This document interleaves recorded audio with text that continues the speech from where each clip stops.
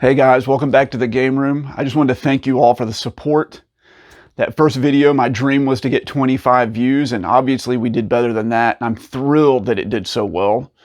As for the spreadsheet video, I'm just glad anybody watched it at all. It's extremely boring, but I wanted to get it out of the way so you guys kind of understood how the method to the madness, so to speak, of what's going on down here. Today I have 16 more games for you guys, including one that's apparently worth over $500 that you might be interested in. And with these, that means there are no games sitting upstairs on the dining room table. Everything is now added into the collection, and once I show these to you, for a little while, things will be stable. We don't have any more games that have been shipped or anything like that. And that means the next video is going to be a game room tour. So I'm going to go on to a weekly schedule. I'm going to try to have each video come out on a Saturday. I'll do my best. Maybe I'll do 2 a week, but for now we're going to aim for 1. And so sit down and get ready, and let's go through these 16 games, and I hope you enjoy it.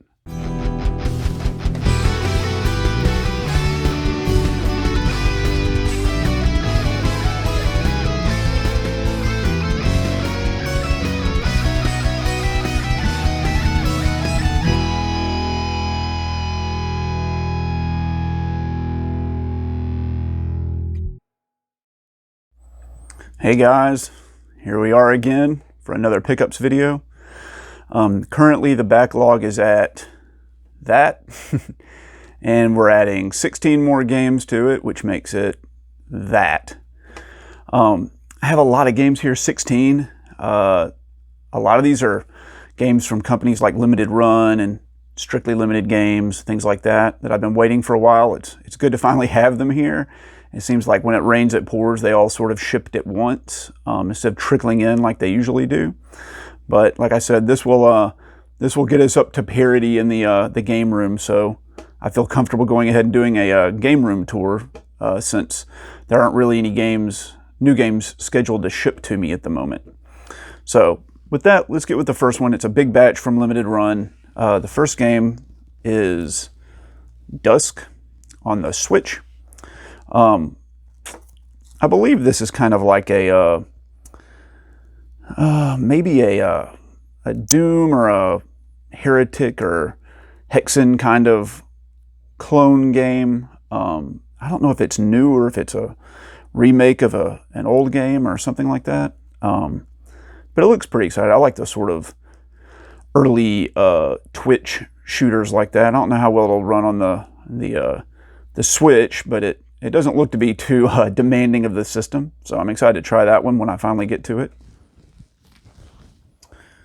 Next we have Strife. This was the game that held up all the other games in this order. They've been ready to ship for months, but this one took forever. I think it's because sorry about that glare, the embossing on the front of the cover is gold leaf, and there's been apparently a gold leaf shortage. Strange. There's a shortage of everything these days. But I think this is the same kind of game, like a Doom or a Hexen or a Quake style game mixed with RPG elements. So sort of like, see if I can get this in focus better. Like I heard people even describe it as like Morrowind or Oblivion, the Elder Scrolls games. So I'm excited to try this one. I don't really know much about it, but it kind of caught my interest, so I went ahead and bought it. Since I was already spending like $300 buying stuff from Limited Run Games, what's another game to throw in the pile? You know, when your crippling game addiction is as bad as mine. Who knows? Who cares? Another $30, you know. This one's kind of cool. This is an NES game made by, I guess, I think it was Retrobit put this out, and it was distributed through Limited Run Games. This is the NES version of Alwa's Awakening, which was an indie game that I also have on the PS4 and the Alwa's collection. I'm excited about this one. Normally I wouldn't have bought it since I already have it on the PS4, but I think there's some extra features in this that aren't in that one, so it might be kind of cool to play it. I'm excited about it. I love the NES. You'll get to see just how enthusiastic I am for it and the game room tour coming up in the next video. So anyway, this one's exciting. It's kind of expensive. These Retrobit re-releases can get pricey, but I think they're worth it. The packaging's great, and I think they do a good job with the whole package. Blood Rain Betrayal, Fresh Bites, done by WayForward. This is a side-scrolling action game. I don't know if it's like a Metroidvania or if it's just sort of a side-scrolling hack and slash, but it's in the Blood Rain universe. I did play the Blood Rain games. I played the first one when I was in college, and the second one I played a few years ago, and they're cool. I like the character, but the gameplay doesn't hold up very well, and I don't think I was able to finish either one of them. The first one I gave an earnest try back in 2003 or 4, and just didn't have the skills to do it. And Blood Rain 2, I just kind of lost interest in. So I'm more of a fan of WayForward than I am of Blood Rain, but this one seems like it might be pretty good. It was in that same batch, so just throw them all on the fire, get them all. So, all right, let's move on to the next game. Of course, I had to get this. This is just Quake, in theme with those other two games. This is the PS4 version. I have not played Quake since it originally released on the PC. I believe I had it on CD-ROM, and it was one of the first CD-ROM games I ever owned. I've never finished it, so I really want to spend some time with this one when it's finally selected for me to play. Classic cover. I love the logo. From that same pile, here we have Haven. This one's kind of interesting. I didn't really think this was going to get an actual physical release, and I'm happy that Limited Run Games sort of put it out, but as I understand, it's about a couple, a guy and his partner, and they're trying to escape, or they've already escaped to another world, and they're trying to survive. I'm not really sure. Sorry about the focus on this. It's kind of small text, but I didn't want to have too much spoiled for this for me, so I don't really know much about it, but it looks interesting, and the artwork looks beautiful. It kind of gives me impressions of the Studio Ghibli games, Princess Mononoke and all those. I'm excited to dive into this one. This is probably, of all the ones in this massive Limited Run Games haul, this is the one I'm the most excited about. This one is probably the one I'm second most excited about. This is One Step from Eden.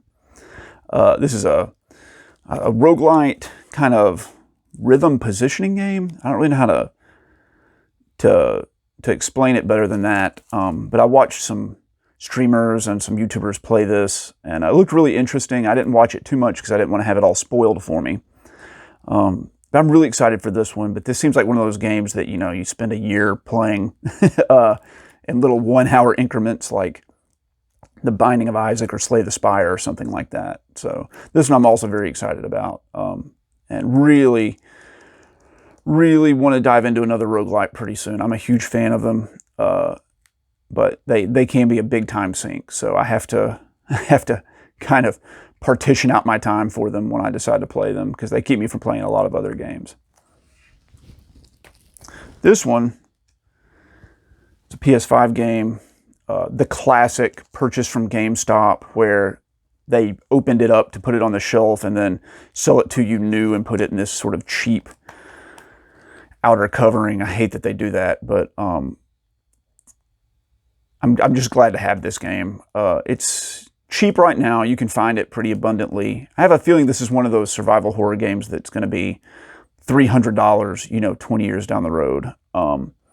It looks pretty good. It's got the Japanese horror aesthetic. And interestingly enough, I didn't know this, at least my GameStop will price match other games, so or other stores. So Best Buy had this on sale, or Amazon had it on sale for like, I think $29.99, $30, and GameStop matched the price and then let me use my $5 monthly coupon on it. So $25, not too bad. I'll dive into it. I do like survival horror games. They're not my favorite genre, but every October I tend to do a horror month, and so I play through the horror stuff a lot faster than most of the other random games, because there's only so many survival horror games, and since I only play those in October, 1 out of 12 months, it's dedicated to horror stuff, which is fun. It breaks up the monotony of playing random old Atari 2600 games and stuff like that come up so often. Oh, here's the main event. I'm very excited for this one. This one took a long time. I paid a lot for it, but apparently it's going for a ton now. It is let's get this in focus, the Castlevania Anniversary Collection Ultimate Edition, that lights up and plays the Bloody Tears theme song. Let's see if I can do it. There we go. Oh yeah, all lit up and cool. We don't want to get a copyright strike on us for ripping off music that's 35 years old. So this has the original Castlevania, Simon's Quest, Castlevania 3 and 4, Bloodlines, Castlevania Adventure, Belmont's Revenge, and Kid Dracula. I actually own all of these games except for Bloodlines. That was one of my sad Sega Genesis misses, where I found a copy of the game, this is 15 years ago, for $12. And I didn't pick it up because it was really only worth 10. I felt like I was getting ripped off. And so a $2 difference. And like now that game is worth who knows how much. But I'm excited to play these. Castlevania is one of my favorite series, and I almost always pick up anything Castlevania related. I have beaten Castlevania 1. I've attempted Simon's Quest, but without a guide, it's practically impossible. Castlevania 3, I have not actually spent that much time with. Castlevania 4, I've beaten. Bloodlines, I've beaten.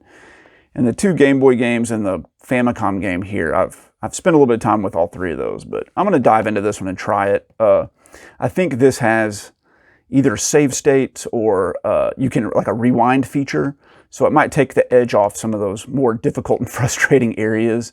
I know I can beat them. I've done it before. I've beaten games harder than this, but I don't have the time like I used to spend, 50 or 60 hours perfecting a game.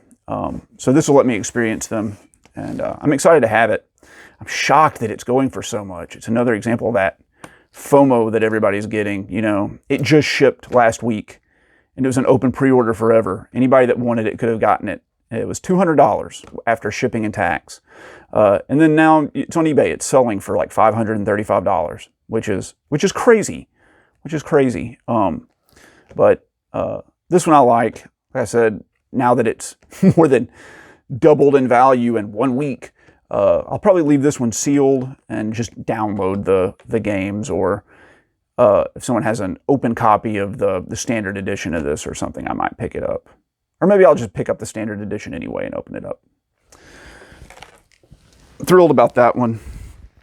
It's a shame that it's already made it out of the range of most gamers to buy it. This next one's another interesting one. This is Demon Throttle. I guess it was published by Devolver and developed by Doinksoft. What a name.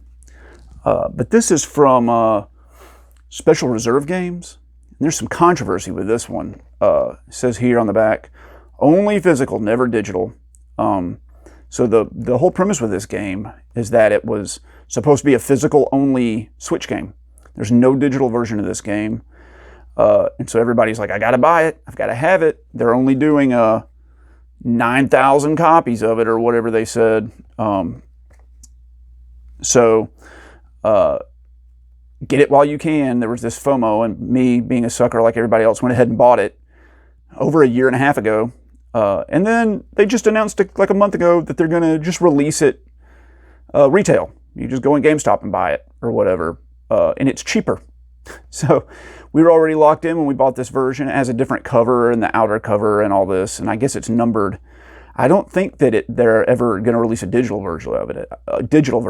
I still think that even the retail copy is going to be physical only. But this game looks kind of cool. It looks like I've heard people describe it as like a shmup RPG. Really, it looks like it's a sort of a influenced by King's Knight, made by Square on the NES, which is a truly and honestly terrible game. Or Nightmare on the MSX, a classic game where you're walking on the ground forward, you pick up hidden power-ups, and you have to avoid obstacles as opposed to your normal vertical shmup where you just dodge. But I'm excited to try this one. I'm sure it's absolutely brutally difficult. But this is kind of cool. I'm sort of mad at Special Reserve Games for baiting and switching us. And apparently they're doing that with all their games. They're like going to release everything in retail now, and then their stuff on their site's going to have like an alternate cover or something. And that's fine. I don't mind. I'd rather pick up stuff at retail than through these companies like Limited Run Games if it's available. I just wish they had let us know before we spent 20% more or whatever it is on this version. So I think that was a little cheap. But the next few games they did announce that there would be a retail release beforehand. So there's not going to be as much FOMO, as I like to say, fear of missing out. You can take your time and decide if you really want to get it later. Oh, here's another Limited Run game. This is the re-release of Starhawk on the original Game Boy. Mine got crushed a little bit in shipping. You can kind of see it right there, which is frustrating. But this is a vertical shmup or a horizontal shmup on the original Game Boy. I don't know, it's kind of not regarded as being the best game, but it is very expensive. It's kind of, I think, considered almost like a holy grail game, especially in Europe. Maybe it was only released in Europe, I'm not sure, but I pretty much buy every shmup that comes out.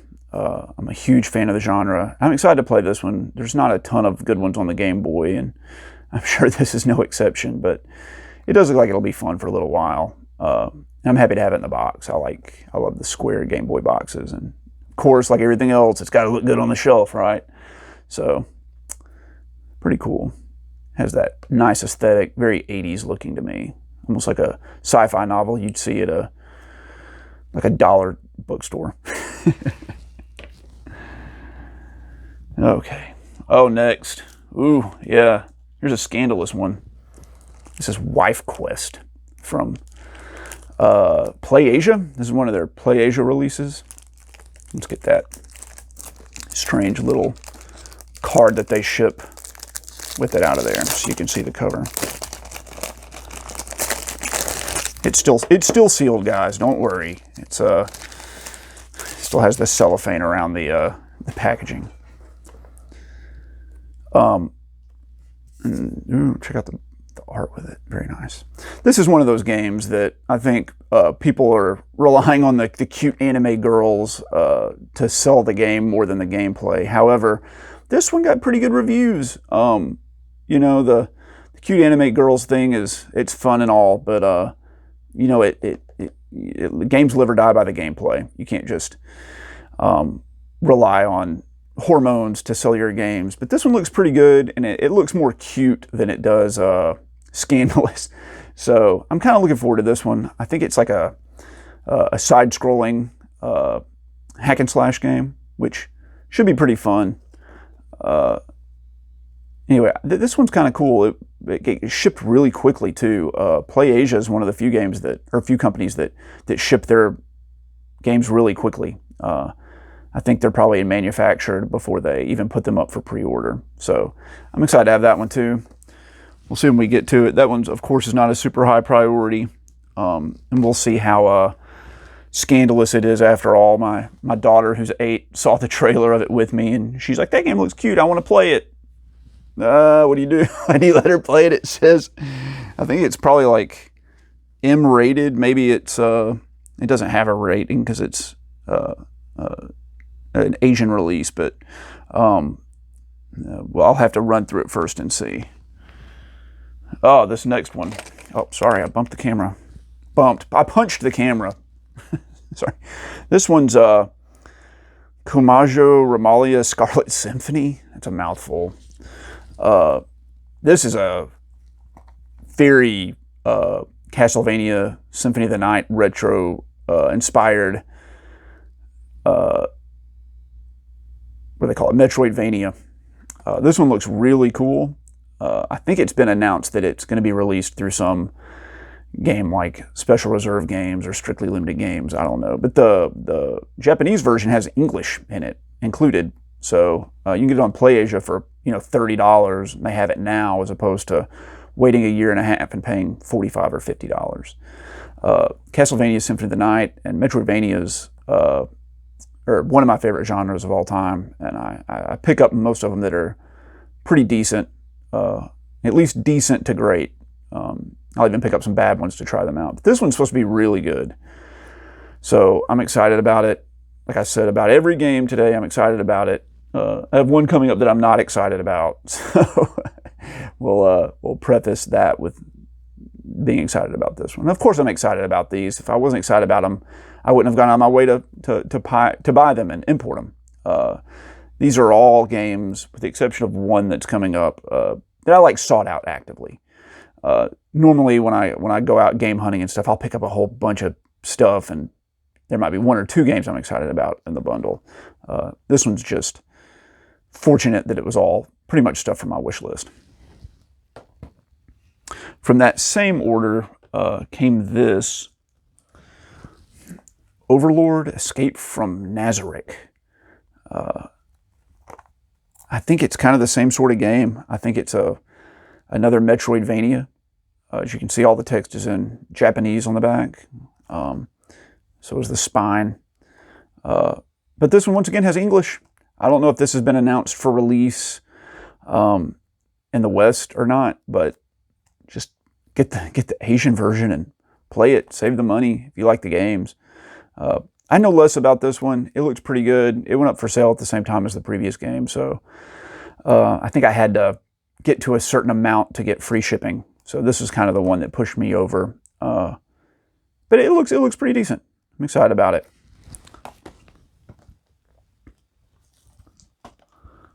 This one was from Strictly Limited Games. I know very little about this game. I was at work when they announced that it was going up for pre-order, and I Metacritic'd the names of the two games. It's a compilation of Hammerwatch and Heroes of Hammerwatch, and I saw that they had 80+% positive reviews, so I just went ahead and ordered it, and it came pretty quickly. I was proud of Strictly Limited for that one, for getting it out. This one I'm excited about, just like I always say. It looks pretty good. I like the retro stuff, and this is a very nice retro-inspired looking game. It's release number 66 for Strictly Limited. I'm really kind of surprised they have that many. But it has a 4-player, or 1 to 4 player. Ooh, it won't focus. You'll have to take my word for it. 1 to 4 player. It looks like local co-op. So if this one's not too violent or anything, and it's more cartoony, I can play it with my daughter and maybe my wife. And maybe my newest daughter, who's 3 months old at this point. Maybe she'll be old enough to play this by the time I get around to it. It's not out of the question. This last one is a thrift store pickup. It's a PC game, and it was the second best price of any game you can ever have. The best price being free. This is a $1 special here. Heroes of Annihilated Empires. I don't know why they didn't capitalize the E. I guess they're going for the capital letter at the end for balance, or trying to rip off the Metallica logo or something. This is obviously a real-time strategy game, or a turn-based strategy game. It's probably one of these games that tries to rip off Age of Empires or something like that. I know nothing about it. It was $1. How can you pass it up, right? So I have to throw that on the pile and get to it. Like I said, with most PC games, it can be a little tricky to get them to work. Not everything's compatible with Windows 10 or 11, or that. Even when you use compatibility mode, you end up having to buy the GOG game and to go along with your unusable physical version of the box here. But anyway, this one, not excited about. Don't know if I even want to spend any time with it. I couldn't pass it up for $1. It'll look good on the shelf, I guess. I'll eventually get to it, but it's not something I'm really hankering or so to get to. Let me know if that one's any good, if anybody's ever even heard of it. I'd never heard of it before I saw it. So, anyway. Oh, man. That just killed all the value, didn't it? Bummer. And that's all 16 games, guys. Speaking of which, let's bring up a topic here. And that is all of this stuff. These pack-ins that they send with the games. There's a postcard and then a sticker. And then here's another sticker. And a bunch of these cards that Limited Run Games sends you. And the newsletter. And then other stickers and more cards. And here's the PlayAsia mascot. I think her name's Pam. And what do you guys think of this stuff? I know some people are crazy for it. That people just buy the cards and they do everything they can to collect this stuff. But personally, I'm not the biggest fan of it. I just feel like it's more stuff to keep up with. And I don't really want to do it, to tell you the truth. You know, a lot of this stuff I just kind of like pile on a shelf until, you know, I open the game, like for this limited run games. You know, I'll wait till this game comes along, and then when I open the game, I'll pop it in the case. But some of the stuff like won't fit. They'll send these postcards and they will not fit inside of the cases. So I just end up with like boxes full of this, I guess people would call it swag. I don't know. I would rather just not have this, or like have them already put it inside the box. I don't like keeping up with it. Currently for the limited run cards, I like wedge them between the games on the shelf. And then when I pull the game out, the card like falls off on the floor. And like, it seems like it acts like a glider, and it always catches a gust of wind and slides up under the TV stand over there. Anyway, I'm not the biggest fan of these. I would rather not have them than have them. I know that's sacrilegious for someone who's so into physical media, but I don't like keeping up with it. Put it inside the box, please. Do something with it. So anyway, that being said, there's my little minty rant, or not minty, my minty rant. Thanks. Let's mint this rant permanently so we can all share it forever. My mini rant. And I hope you guys enjoyed it. Like I said, the next video will be a game room tour. I'm waiting on some equipment to come in, specifically video capture stuff, so I can capture gameplay footage for you guys, so I can do review videos and show you what I'm actually playing. Some of that stuff was that I was looking for was hard to get a hold of for a little while. But the game room tour, I can just film it like this, and I don't know, let me know if you want me to do really super in-depth, a long video. Apparently I don't have a limit on my videos. I can make them up to 12 hours. So there's no limit there. Or would you like to see a quick game room tour and then me go do multiple videos covering the different consoles or the different shelves or things like that? So voice your opinion in the comments or message me. Let me know. And I hope you enjoyed this one. Sorry it was long-winded. Like I said, we had a lot of games to get through, but we're all done with those for a while until the next batch comes in, or until I go out game hunting, which I may not be doing for a while. I want to focus more on playing for a little bit. It's kind of hard to make it through your backlog when you pick up 24, 30, 40, 50, 70 games and then only play through 2 or 3 a month. So anyway, I appreciate it, guys. Like I said, I'm going to try to stick to this once a week schedule of putting the games out, or sorry, the videos out on Saturdays. And so be looking out for that. And thanks for all the support, and let's keep it going.